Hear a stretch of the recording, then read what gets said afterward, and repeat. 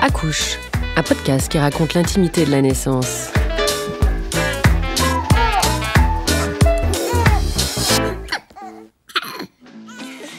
On n'y pense pas forcément, mais faire un bébé, c'est aussi pour un couple devenir parent dès le début de la grossesse.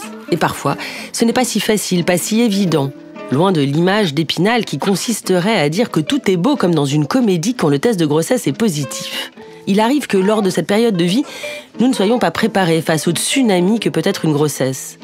Devenir parent, c'est aussi devenir 3, alors qu'on était 2. D'un couple, on devient des parents. Tout un autre schéma. C'est pourquoi pour cet épisode 12 d'Accouche, nous avons voulu aborder ce sujet, comment devenir parent dès la grossesse. Avec moi, 2 femmes spécialistes des questions de parentalité, Jessica Leteau et Candy Granger.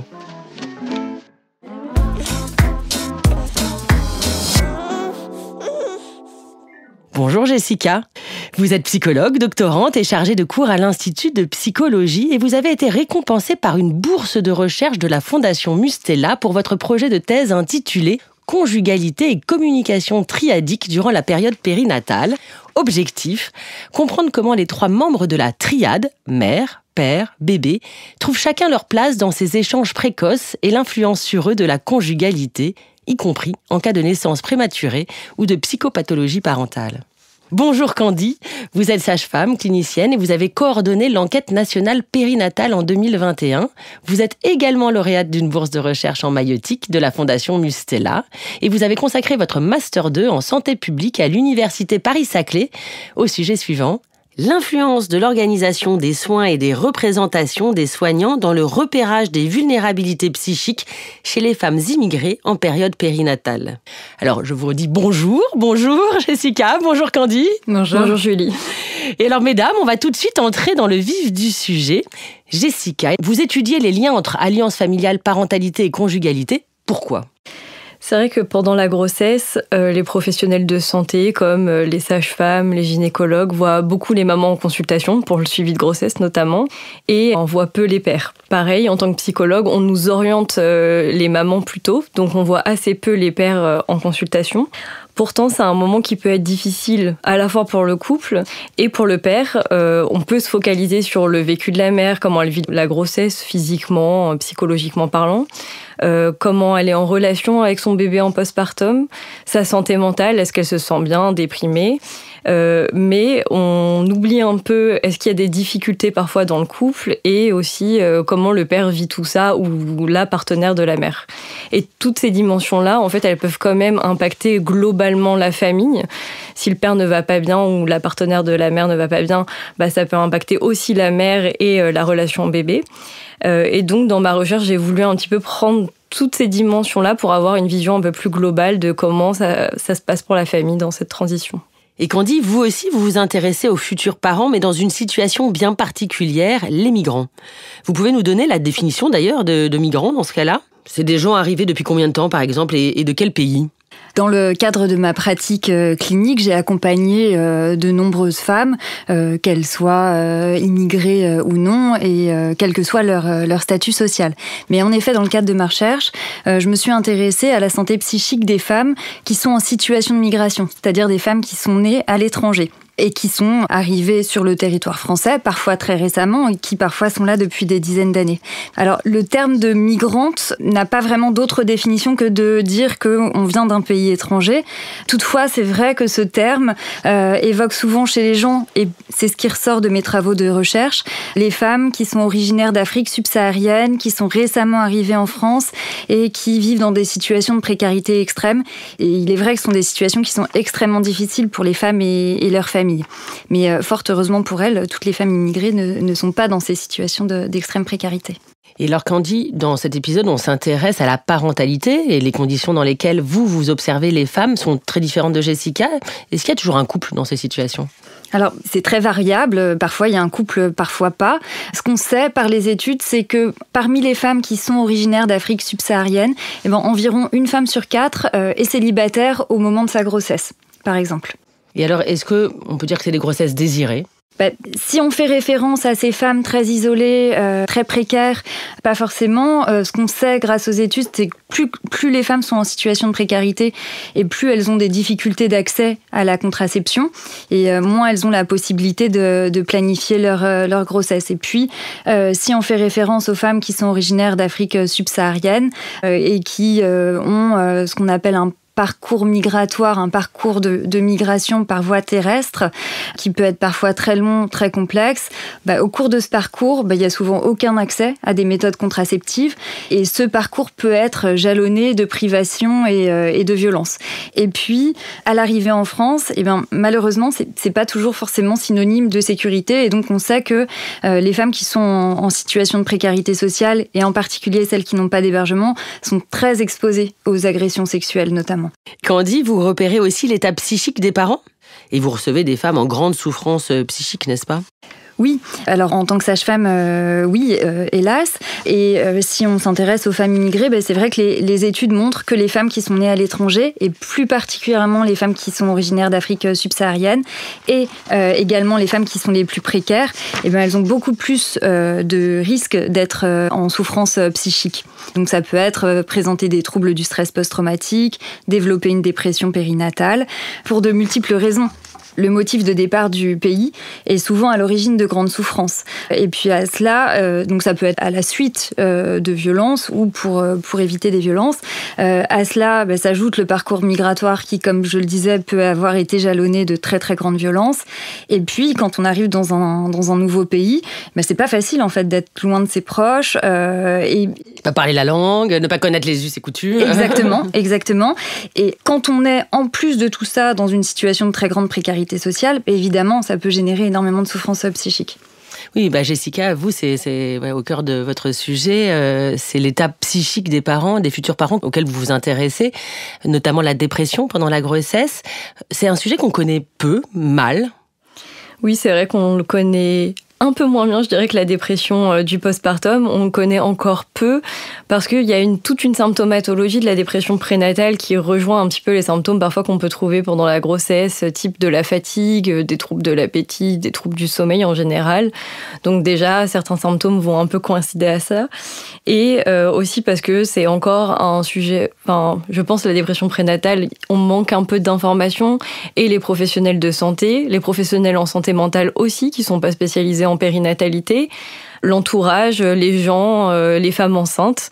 Donc du coup, on va mal les repérer. Et puis aussi, c'est encore très stigmatisé de parler de dépression pendant la grossesse. En postpartum, ça se libère un peu plus, mais la grossesse, c'est encore ce moment idéal pour les parents.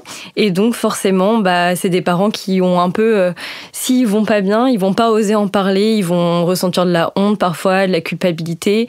Quand il parlait des femmes en situation de migration, c'est pareil. Parfois, il y a un aspect aussi très culturel où on va pas forcément dire qu'on va pas bien, en tout cas pas de la même façon. Et les professionnels qui sont pas forcément formés à ces questions culturelles, vont pas comprendre qu'on exprime la dépression différemment. Oui, je voyais, Candy, vous acquiescez à ce que dit Jessica sur la dépression prénatale. Vous aussi, vous avez pu observer cela ? Oui, comme le disait très justement Jessica, c'est vrai que les professionnels de la périnatalité ont besoin de se former pour dépister les signes de dépression périnatale. Et puis, c'est vrai qu'en fonction des individus, en fonction des personnalités, et puis en fonction des contextes culturels, ça va s'exprimer selon certaines modalités.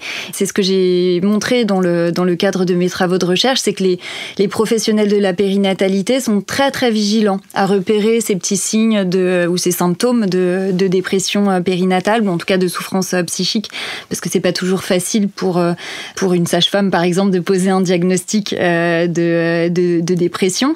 En revanche, ce qu'on voit, c'est que c'est vrai qu'on manque un peu d'outils. Il y a des outils qui existent mais qui sont pas utilisés par tout le monde. Ça commence à se développer. Et ça, moi, il me semble que c'est très intéressant parce que c'est aussi ça qui permet, c'est aussi des outils qui sont validés, qui sont standardisés, qui permettent de proposer un dépistage chez tout le monde et du coup équitable, en fait. Jessica, est-ce qu'on peut repérer ? Est-ce qu'on a vu vous avez vous-même, une façon d'observer ces signaux faibles, comme on dit ? On a un outil, je pense l'outil le plus utilisé et le plus connu, qui est rapide. En plus, c'est ce qu'on appelle l'échelle de dépression postnatale d'Édimbourg, qui est le PDS, qui est d'ailleurs, je pense, disponible sur le site des 1000 premiers jours du gouvernement, mais qui est un petit questionnaire qui pose 10 questions à la mère et au père sur comment ils se sentent. Donc, il y a une version pendant la grossesse, une version en postpartum, et donc des petites questions. Est-ce que vous vous sentez déprimé? Est-ce que vous culpabilisez pour certaines choses? Il y a une question, je pense aussi, sur est-ce que les parents ont des idées suicidaires, parce qu'on ne sait jamais. Et ça peut être utilisé par tous les professionnels. D'ailleurs, les parents peuvent le remplir maintenant en ligne pour eux-mêmes avoir quelque chose. Bon, je ne suis pas sûre que ça soit la meilleure façon, mais en tout cas, les sages-femmes peuvent l'utiliser, même si c'est un outil de base plus psy. Je pense qu'il n'y a pas beaucoup besoin d'être formé. Peut-être quand même savoir un petit peu ce qu'on fait, comment on le cote, et vers qui on oriente. Voilà, c'est surtout ça. Effet, oui. Mais sinon, je trouve ça super, justement, à utiliser en consultation parce que c'est rapide. Et vous, Candy, vous l'utilisez même dans vos observations ou avec les gens avec qui vous travaillez? Oui, moi je l'ai utilisé en tant que sage-femme clinicienne, et puis ça faisait partie de mes travaux de recherche que de questionner la connaissance des professionnels de la périnatalité à propos de cet outil et de leur utilisation. Et c'est vrai qu'à l'issue des entretiens, les entretiens, même dans le cadre d'une recherche, ça peut toujours avoir un impact un peu motivationnel, et c'est parfois l'occasion de se dire ah bah oui, c'est vrai, j'en avais entendu parler, mais je peux l'utiliser. Et donc ça c'est chouette.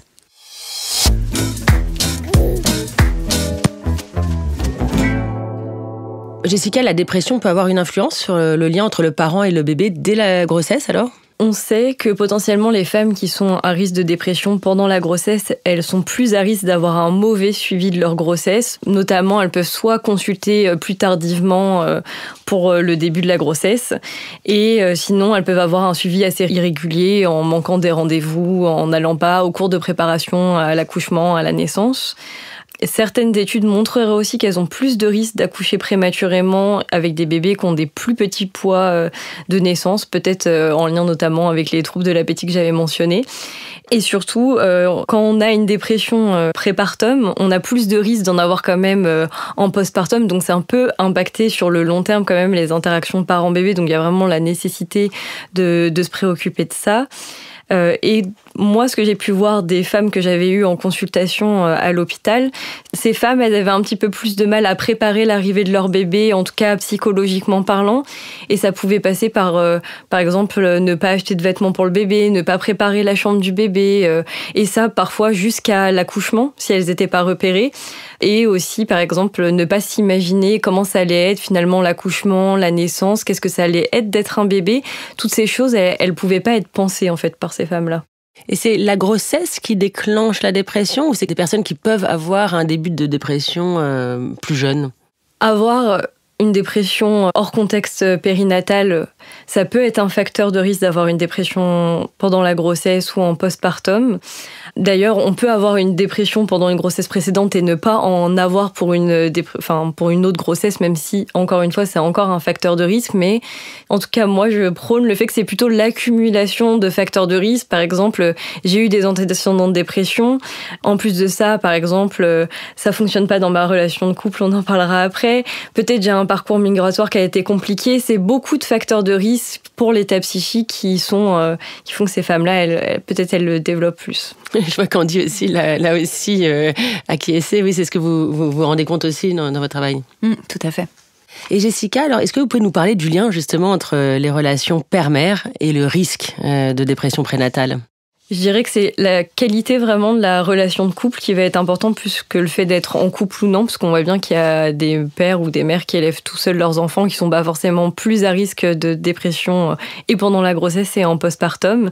Mais les couples qui vont avoir par exemple une relation qui sont conflictuelles, qui est peut-être peu satisfaisante, avec un partenaire ou une partenaire qui soutient peu l'autre pendant cette période-là, c'est ça plutôt les facteurs de risque le couple. Et du coup, là, dans ma recherche actuellement, donc j'ai commencé les analyses donc plutôt sur les femmes, parce que j'en avais beaucoup. Un des facteurs de risque de la dépression pendant la grossesse, c'était avoir l'impression que son conjoint n'était pas très soutenant, banaliser le stress qu'on pouvait vivre au quotidien, Ou alors, par exemple, certaines femmes disaient qu'ils leur faisaient des remarques négatives sur leur stress, et donc ça, c'était un facteur de risque aussi. Ou globalement, ne pas être très satisfaite de la manière dont on gérait ensemble les situations stressantes. On trouvait ça pas très efficace.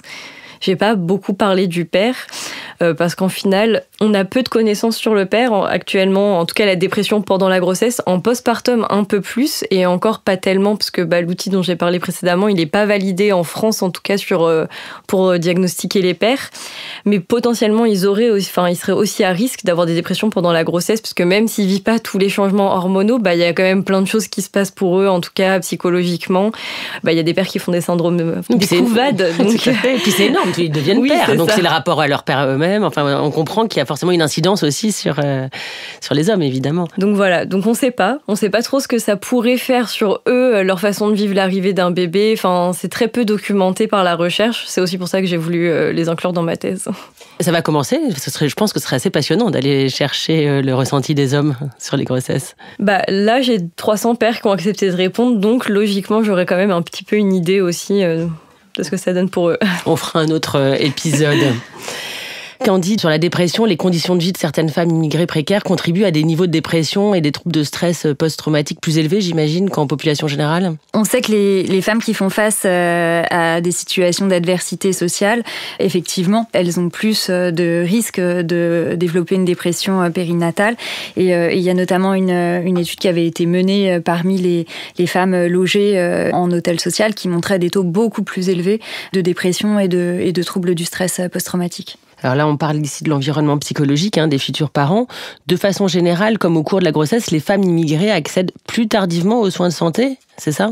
Oui, on voit que l'accès à la première consultation est un peu retardé par rapport aux femmes. Alors encore une fois, on parle des femmes immigrées en situation de précarité, ou des femmes assez isolées sur le territoire. Donc ça, on le sait. Et puis effectivement, il peut y avoir, comme Jessica décrivait, un nombre moindre de consultations. Ce que vous observez, Candy, chez les femmes migrantes, c'est aussi le chemin jusqu'aux professionnels de santé mentale. C'est souvent jalonné d'obstacles, j'imagine. Oui, c'est pas toujours facile l'accès à un professionnel de la santé mentale. Déjà parce que il y a une faible disponibilité des ressources, et puis aussi parfois parce que les femmes qui en ont besoin méconnaissent les ressources disponibles. Si on parle des femmes qui sont nées à l'étranger, elles ne savent pas toujours qui sont les psychologues, qui sont les psychiatres. Lorsque ces soins leur sont proposés, elles s'en saisissent très volontiers. Et donc c'est pour ça que c'est capital que les professionnels de la périnatalité arrivent à repérer la souffrance psychique pour savoir qui orienter et puis aider à faire cette orientation.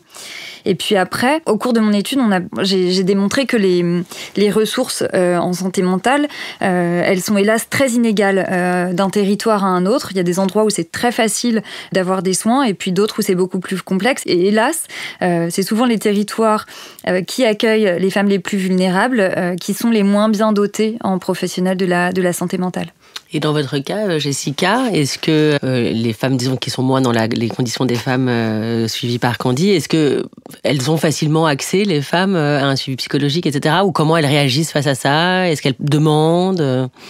Je pense qu'en fait, on a le même problème aussi assez largement. C'est-à-dire qu'à Paris, où il y a plus de ressources, finalement, il y a plus de personnes. Donc, les services sont malheureusement surbookés et les temps d'attente ils peuvent être très longs. Et comme l'a très bien dit Candy, pour n'importe quelle personne, patient, en fait, il n'y a vraiment pas beaucoup de soins. Et surtout en périnatalité. Donc les structures spécialisées dans l'accompagnement à la périnatalité et notamment périnatalité santé mentale sont vraiment très rares sur le territoire, avec des endroits où il n'y en a pas du tout, alors que c'est quand même fondamental à cette période-là. Et Candy, leur grossesse est-elle tout autant la priorité quand on a déjà un parcours difficile de migrants ? C'est sûr que si on est dans une situation de très très grande précarité sociale, n'importe quel individu priorise les besoins primaires, donc se nourrir, dormir, rester en sécurité. Quand ces besoins ne sont pas garantis, c'est sûr que ça rend compliqué tout le reste, et se déplacer pour aller en consultation avec un professionnel de santé, hélas, en fait partie. Mais ce qu'on voit, c'est que les femmes, même celles qui sont très isolées et en très grande situation de précarité, elles sont très demandeuses de faire suivre leur grossesse et d'organiser l'arrivée de leur enfant en toute sécurité. Et d'ailleurs, les études menées en France montrent que les femmes immigrées sont souvent très satisfaites des soins qu'elles reçoivent en France. Dans le cas de vos patients, Candy, à la naissance s'ajoute la difficulté d'accueillir un enfant dans une société parfois dont on ne maîtrise pas tous les repères culturels, non ? Mais oui, la migration, ça peut être à l'origine d'une perte de repères importante. Nous, on le voit bien quand on part à l'étranger pour quelques jours, quelques semaines. C'est exactement la même chose. Et en plus, pour des femmes qui s'installent dans un nouveau pays. On appelle ça parfois le traumatisme migratoire. C'est pour ça que c'est capital de vraiment accompagner les mères, les futurs parents, de les informer sur l'organisation d'un système de santé, de les accompagner sur comment développer des compétences parentales en maternage, en matière de puériculture, comme on le fait pour tous les autres parents.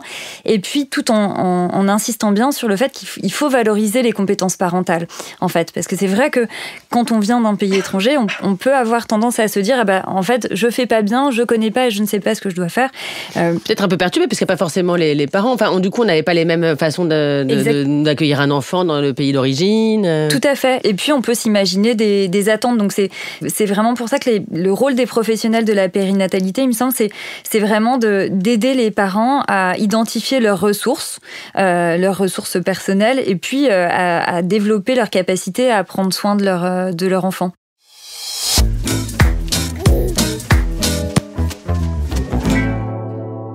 Jessica, vous, comment concrètement vous menez vos recherches ? Alors, pendant la grossesse, soit je rencontre les familles dans les salles d'attente de services gynécologie obstétrie, en général quand les femmes et les pères, ils attendent pour les échographies, soit j'ai aussi étendu mon recrutement sur les réseaux sociaux. Donc là, en fait, c'est assez simple. Je leur ai tous fait passer des questionnaires pour avoir, en fait, pouvoir recruter très largement, avoir une meilleure vision. Ils réagissent, ces gens, pardon, je vous coupe, mais quand vous envoyez sur Instagram, par exemple, ou Facebook, ils réagissent ? Oui, sur Facebook et sur une application de grossesse, oui, en fait, ils réagissent plutôt pas mal, je pense. Les pères, pas trop. Donc, mais les mamans, elles se sont vraiment beaucoup mobilisées. Elles se sont saisies de ça. Je pense que c'est quelque chose qui est intéressant. Puis on n'est pas sous l'eau, je pense, au niveau des recherches en périnatalité. Elles sont pas sursollicitées comme d'autres choses, donc ça les intéresse de pouvoir donner leur avis. Parfois, en plus, à la fin de la grossesse, on est à la maison, remplir le questionnaire, ça peut être aussi un petit moment de passer à quelque chose d'autre. Et du coup, il y a quand même, j'ai un peu plus de 2000 femmes qui ont répondu au questionnaire et 300 hommes. Mais c'est beaucoup pour des recherches en psychologie quand même. Et après à la naissance, en fait, je vais dans un service qui m'a ouvert ses portes. En fait, je vais directement dans les chambres des mères à la maternité. Donc, je leur présente l'étude, je leur dis ce que ça implique. Quand j'ai de la chance, il y a le conjoint ou la conjointe et je peux leur montrer, je peux leur en parler à tous les deux. Et s'ils sont d'accord, en fait, dans les 10-15 jours du bébé, je vais chez eux, voilà, pour filmer, rencontrer la famille.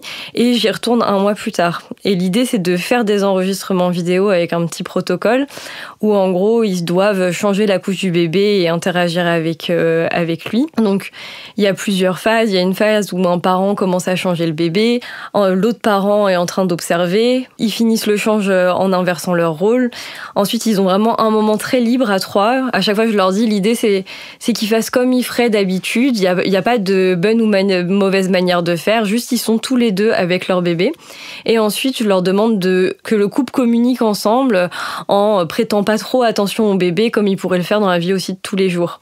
Et l'idée, c'est à travers ces vidéos de voir comment chacun peut trouver sa place dans plusieurs situations qui peuvent arriver au quotidien. Est-ce que, par exemple, le père ou la mère laisse l'autre en train de changer ou va l'interrompre parce qu'il considère que c'est mal fait, ou le laisse être parent, ou le soutient aussi dans... Est-ce que j'ai des parents, surtout les parents qui sont parents pour la première fois, ils sont un peu en difficulté. Donc des fois, il y a l'autre qui est en train de mouiller les lingettes parce qu'il voit que face à la caméra, c'est un peu compliqué. Donc voilà, il y a du soutien. Et donc l'idée, c'est un peu d'observer tout ça. Très intéressant. Et vous, Candy, comment vous menez vos recherches ? Alors moi, cette recherche-là, je l'ai menée auprès de professionnels de la périnatalité. Donc c'est des professionnels que j'ai sollicités et je les ai inclus. On appelle ça l'effet boule de neige. En fait, c'est un professionnel qui m'adresse vers un autre, qui m'adresse vers un autre. Et le but du jeu, c'était vraiment d'interroger pas uniquement les sages-femmes ou les gynécologues, mais vraiment d'essayer de rencontrer les gens qui faisaient partie du paysage des familles au moment de l'arrivée d'un enfant. Donc des sages-femmes, des gynécologues, des pédiatres, pédiatres, des puéricultrices, etc. Et à partir de quand, par exemple, Jessica, vous suivez les parents ? On les suit à partir du 4e mois de la grossesse, puis après jusqu'à 1 mois postpartum. Je vais vous poser une question, Jessica, c'est qu'est-ce que ça implique en fait de devenir parent ? C'est presque philosophique comme question. Oui, je vais pas avoir une bonne réponse, je pense, mais c'est pas inné d'être parent. Déjà, je pense que c'est important que soit les professionnels l'entendent, mais surtout les parents qui écouteraient ça l'entendent. C'est pas une évidence. Savoir être parent, ça s'apprend, malgré ce qu'on peut entendre encore. Et ça peut être, entre guillemets, une petite épreuve aussi pour le couple, parce que c'est quelque chose de nouveau pour tous les parents qui sont parents pour la première fois, même quand c'est une décision commune, un projet mûrement réfléchi. Au final, quand ça arrive, ça implique beaucoup de choses. Pour les premiers parents, ça implique une réorganisation. C'est un peu tout l'objet de ma thèse. On passe d'un fonctionnement à 2, qui était exclusivement parfois à 2, à un fonctionnement qui est à 3. Donc, il y a une décentration du couple pour accueillir ce bébé. Et puis, de toute façon, même pour ceux qui ont un 3e enfant, enfin un 2e, 3e, 4e enfant, avoir 1, 2 enfants, 3 enfants, c'est pas du tout la même chose. Le temps va se répartir différemment. Donc, bon, pour tout le monde, c'est un chamboulement. Et ça peut créer des tensions dès la grossesse ou en postpartum dans le couple et entre les parents. Et c'est quelque chose qui peut être totalement normal si on en discute, que les parents se mettent d'accord, résolvent ces tensions-là et comprennent que c'est OK qu'il y ait des changements et fassent des compromis. Ça pose pas forcément de problème. Mais dans certains cas, ça peut être un peu plus compliqué pour certains parents, pour des parents qui n'ont pas forcément de problème de base. C'est pas que des parents qui ont... Non, mais j'allais dire, on aurait presque tous besoin d'un cours de parentalité parce qu'on ne sait pas, on devient parent la première fois. C'est vrai qu'on découvre, on peut découvrir ce qui s'est passé quand on était nous enfants. Enfin, en fait, tout est une première fois. Mais il y a des pays où ils font des cours à la parentalité. Ah oui. Moi, je pense que ça serait très chouette que pendant la grossesse, on peut pas dire comment être parent, mais de dire que, en tout cas, normaliser le fait que c'est tout un tas de chamboulements. Qu'est-ce que ça peut impliquer dans le chamboulement comme chamboulement, comme changement personnel, dans la vie des gens, à 2, à 3. Jessica, Candy, comment vous proposez d'accompagner les familles, en fait ? Est-ce que vous avez des pistes d'amélioration possibles, des solutions, des recommandations ? Jessica, par exemple. Déjà, on l'a dit tout au long, mais je pense que c'est vraiment former les professionnels à mieux connaître tous les symptômes de la dépression prénatale, postnatale et de santé mentale, je pense en général. Savoir quels sont les facteurs de risque, parce que si on peut repérer les femmes ou les hommes qui sont à risque avant même qu'ils développent une dépression, c'est quand même mieux. Et surtout, comment ils peuvent les orienter, les accompagner, gérer aussi ces parents-là qui pourraient être fragiles psychologiquement, parce que je pense que c'est pas forcément évident et c'est pas dans le cursus de tous les professionnels, même si ça s'ouvre un petit peu. Et repérer mieux les parents, c'est quand même prévenir la dépression, mais aussi les accompagner le plus précocement possible. Ça limite les impacts aussi sur le développement du bébé, la relation au bébé, etc.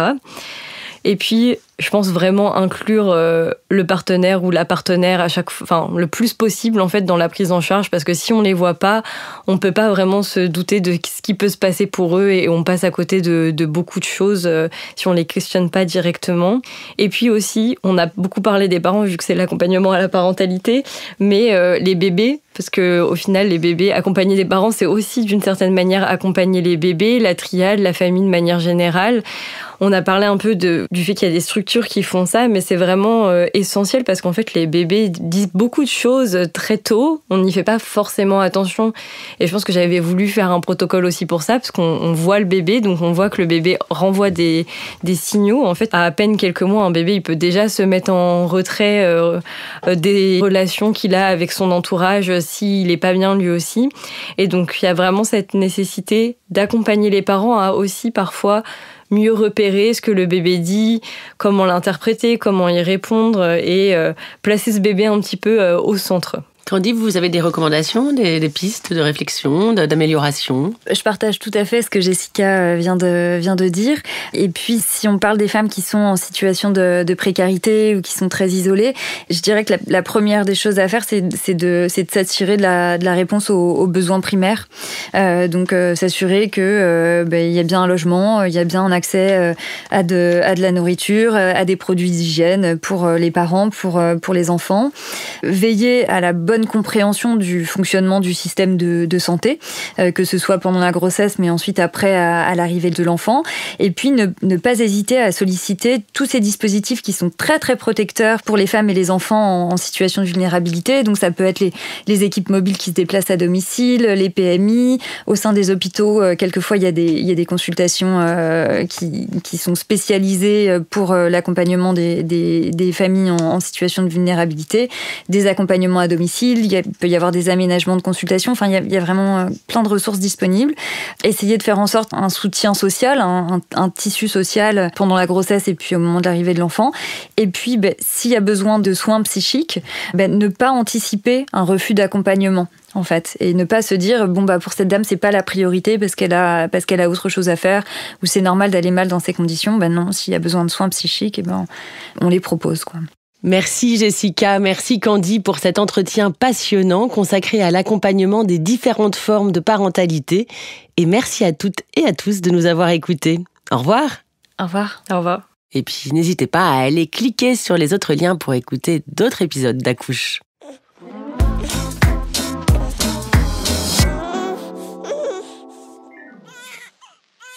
Ainsi s'achève cet épisode d'Accouche. Comme dans la vie, la salle de naissance reste ouverte 24 heures sur 24 et 7 jours sur 7. Il vous suffit de pousser la porte de l'épisode suivant pour continuer l'aventure. Accouche est un podcast de la Fondation Mustela. Retrouvez tous les épisodes sur fondationmustela.com et sur vos plateformes de podcast habituelles.